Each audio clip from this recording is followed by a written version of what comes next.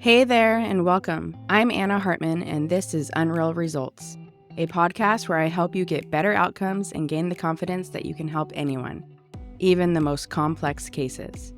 Join me as I teach about the influence of the visceral organs and the nervous system on movement, pain, and injuries, all while shifting the paradigm of what whole body assessment and treatment really looks like. I'm glad you're here. Let's dive in. Hello, and welcome back to another episode of the Unreal Results podcast.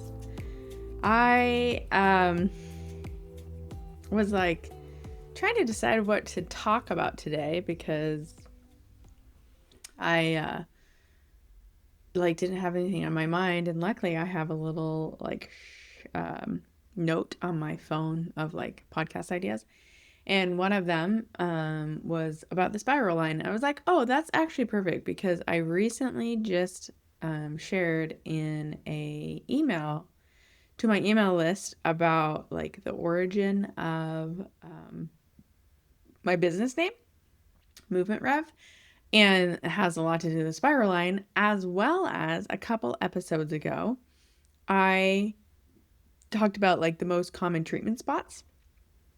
And I was listing off the most common treatment spots. I was realizing wow, these are all really significant parts of the spiral line, the spiral fascial line. And so, so obviously it's been on my mind a lot and I've been talking about it without talking about it. So I was like, you know what? Let's have this episode to be about that. Now, with that said, I'm not going you can do a whole workshop on the spiral line.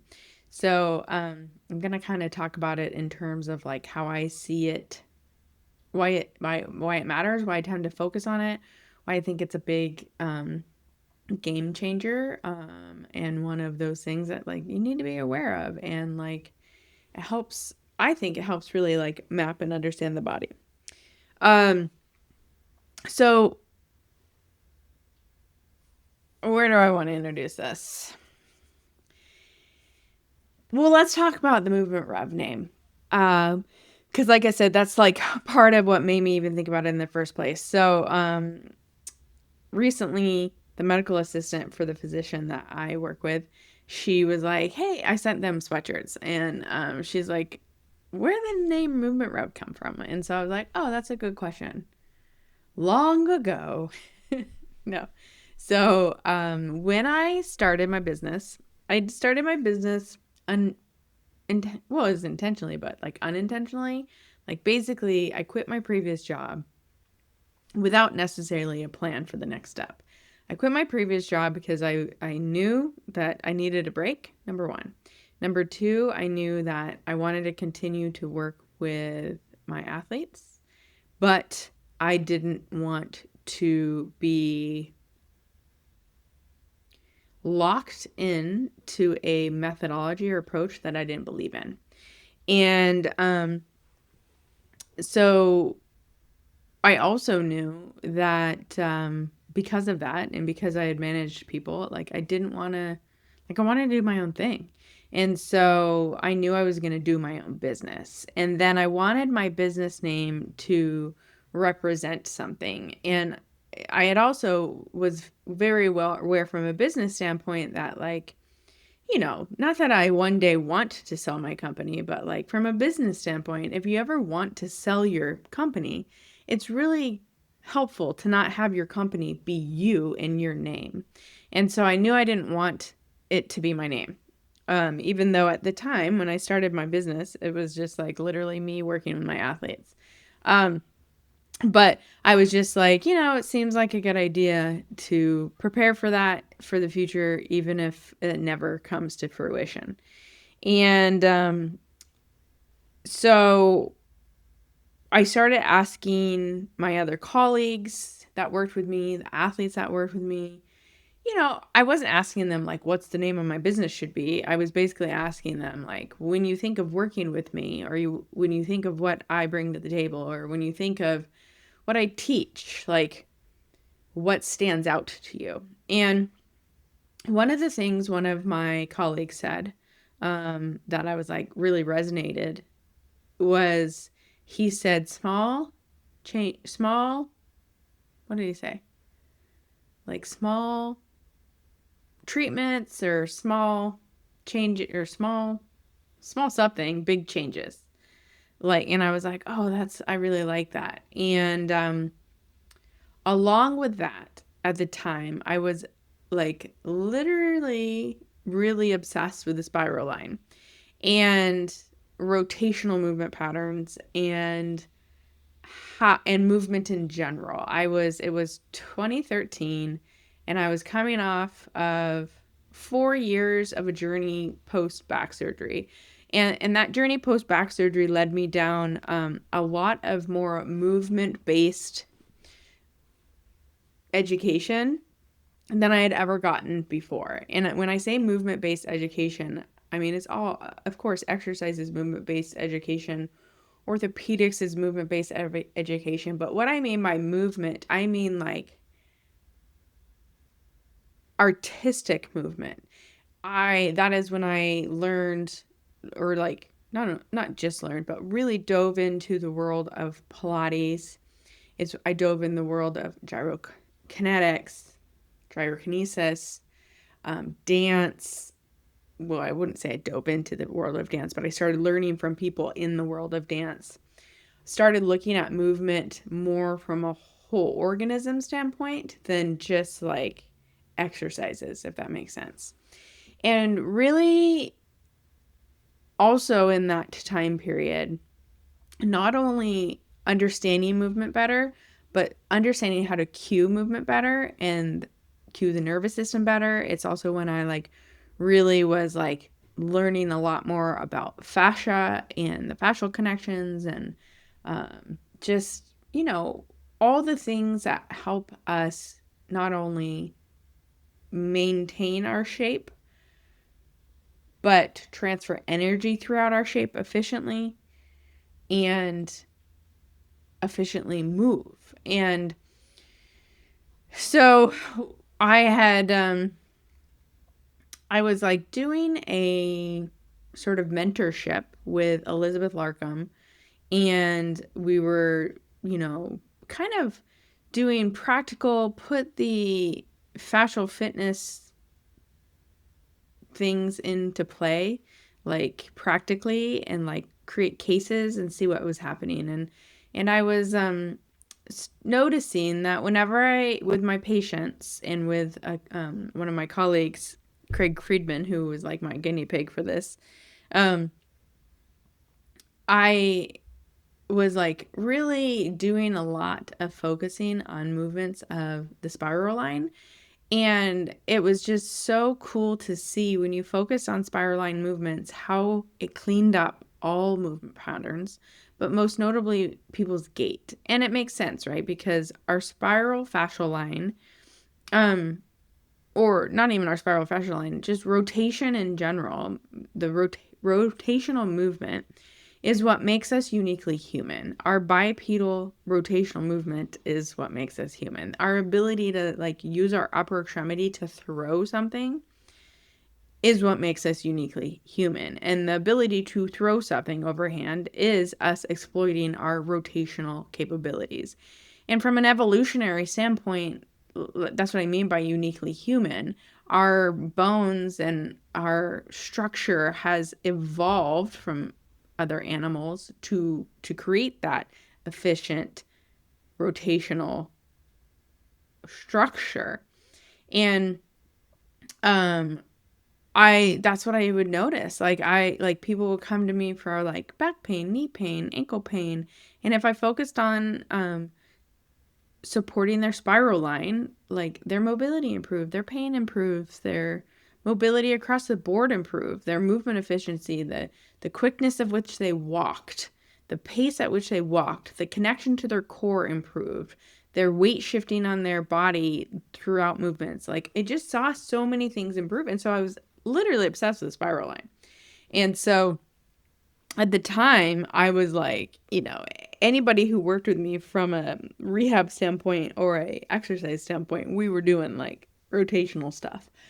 And which is kind of like a full circle moment too, because athletes' performance, now Exos, one of the things that made athletes' performance stick out very early on in the industry was, one, looking at the industry from a performance standpoint instead of like a bodybuilding standpoint. And then two, incorporating more functional, quote unquote, functional movement. And when it came down to it, what we really exploited with functional movement was, from some of the first coaches who were coaching propulsive rotation to every athlete, not just athletes that needed propulsive rotation for their sport, not just baseball players, not just kickers, like, you know what I mean? Like, propulsive rotation was a fundamental movement pattern we felt that everyone needed to master and improve upon. And so, back then, that was like unheard of. Training outside of the, sagittal plane and whatever other plane that is, like flexion, extension, and side bending, like training out of those was very abnormal. And so, introducing this transverse plane, this rotational movement was like a big game changer. And then when I really even leaned into that further, when I started learning more about fascia and the anatomy tree and fascial lines, then I was just like, whoa, I really did see the power of when you introduce rotation, how much it helps just everything. And then too, like when you start learning other modes, like, when I started learning more about embryology and evolutionary biology, but then also like developmental kinesiology, it's like, yeah, this is what we see in babies too, right? In order for them to start moving, they need to master rolling and bipedal movements like crawling, which is a combination of things too, right? So it's just really cool to see how this pattern comes out in things. And so I continue to be obsessed with the spiral line. And so going back to how this, like, land the plane on it, going back to how this relates to MovementREV, the name. So when my friends said big changes, small interventions, let's say big changes, I was like, oh, I like that. That is what, like, how can I combine movement and change? Because I was like, that is what I'm doing. I'm changing people's movement, but like, how can I make that into like something that sounds cool? And so then I was like, I was like, how does spiral work? And I don't really know if I want spiral in the name, and I don't even know if I want movement in the name. I either like was really gung-ho on movement in the name or not at all. And so I went to the thesaurus, as one does, and I wrote in change in the thesaurus, and one of the words that came out was revolution. And I was like, ooh, I like that, because revolution, yes, can be talking about change, but a revolution also like is circular or spiral. And I was like, it's rotation. And so I was like, ooh, I like this, like a movement revolution. And I was trying to figure out too, like even like a way to incorporate my initials into the name of the company. So I was like, movement revolution, like AH, movement revelation, and I movement revolution, and I was like doing all the things. And when we were brainstorming on this, it was literally the day after I left Exos, and my friends were in town, like my best friends from college, and we were drinking at the pool on a sunny day in Arizona. It was my best friends from college and my good friend Sue Valsoni, and we were just, enjoying the life of retirement. Because when I did quit, part of me was like, I had just lost my mom, and I, when she got diagnosed with cancer, it was like right at the beginning of her retirement, and it was like so sad to see her work so hard her whole life, and then she retires and she has like all these dreams and plans of like traveling and doing all the things that she's always wanted to do now that she has the money to do them. And then she gets sick and can't do anything. And so after she died in um, I knew I needed a break to take care of myself. I was just like, let's let's uh let's live her retirement. So anyways, during retirement in the pool, we were doing this, like, let's name my business. And then of course drinking led to us purchasing a bunch of me purchasing different domain names based on a like movement revolution. And so one of the domains was MovementREV. Movement Revolution was actually not available. So I had all these sort of like renditions of MovementREV. And MovementREV was available. I told the baseball player that I was traveling with at the time, Jacoby Ellsbury. He was like one of my main clients and good friend. I'd worked with him for many years.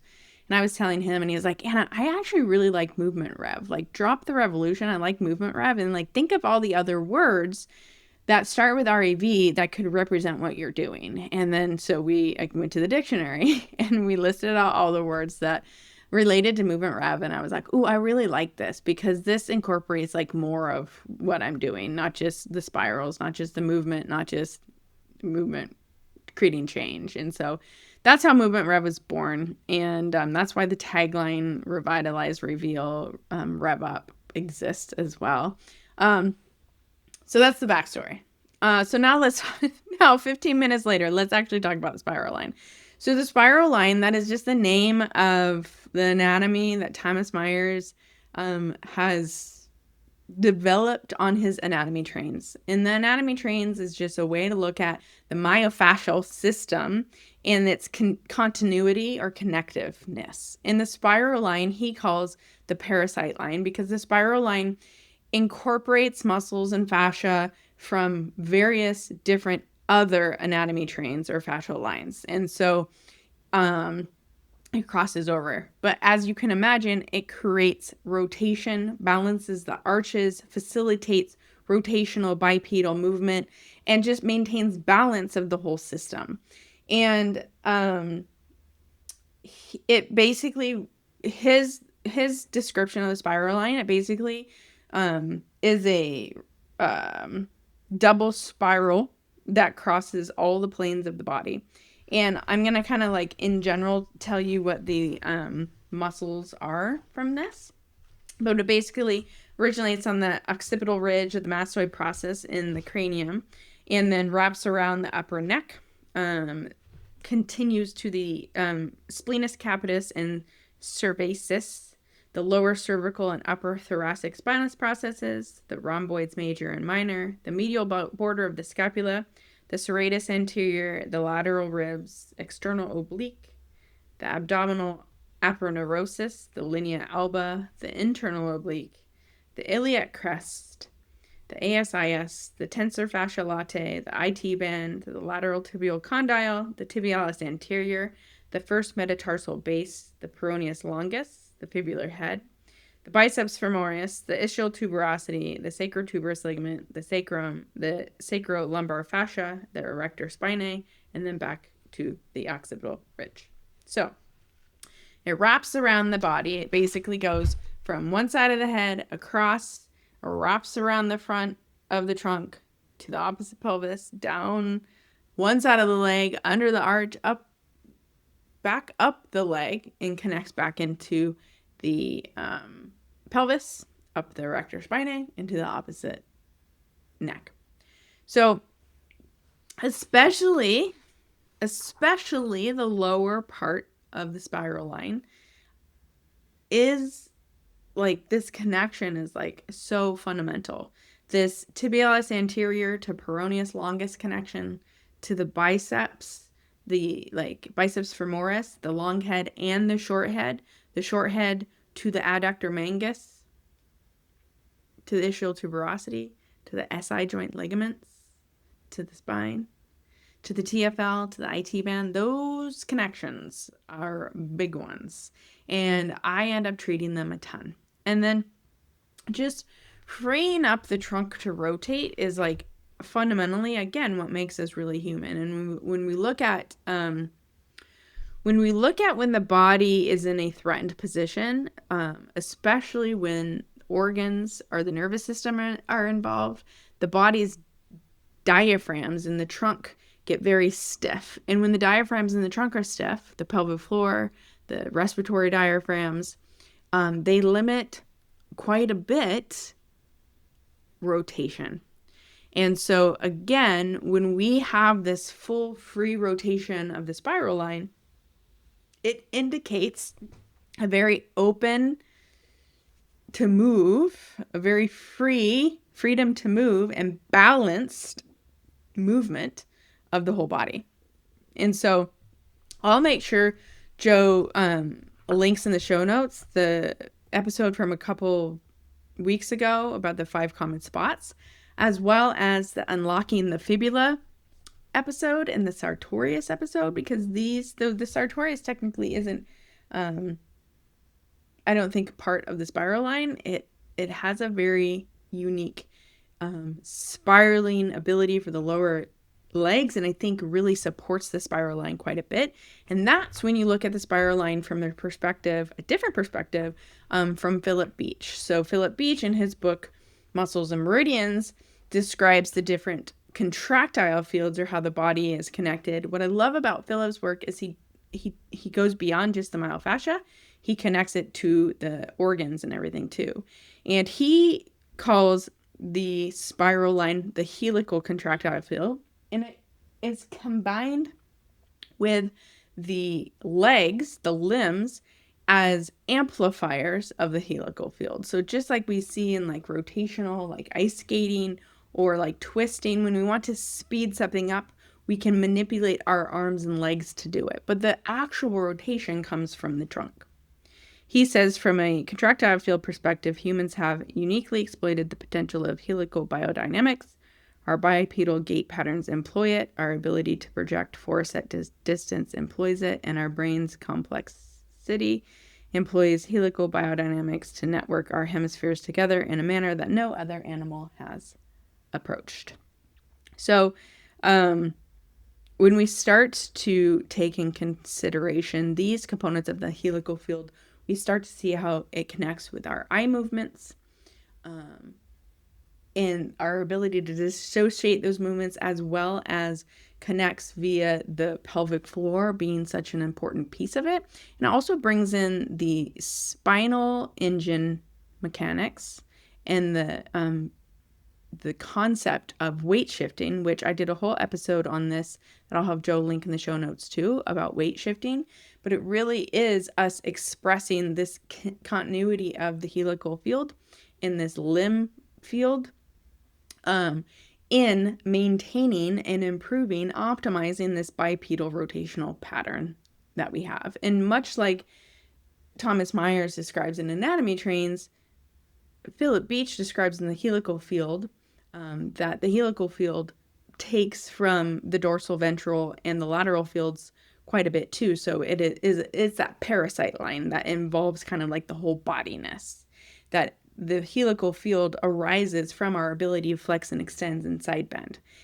All of those motions, especially evolutionary, is what has allowed us to be rotators. So, again, I don't want to like turn this podcast into like necessarily like, let me describe all the parts of the helical contractile field or the spiral line, but I want you to be aware of the anatomical pieces of it. So, because it helps to sometimes inform your patterns. Now, what's cool about like the last podcast episode that I shared about the common treatment spots, the cool thing is that the locator test assessment protocol, it is taking me to these key spots. And so sometimes I see the pattern emerge from the body directing me to all these spots.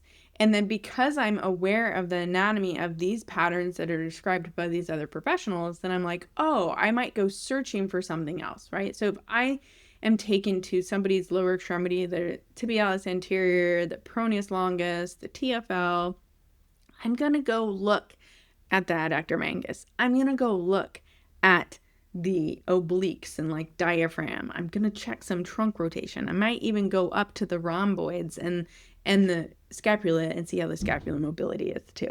So it's not that you have to memorize it. It's important to know that there is that pattern there. And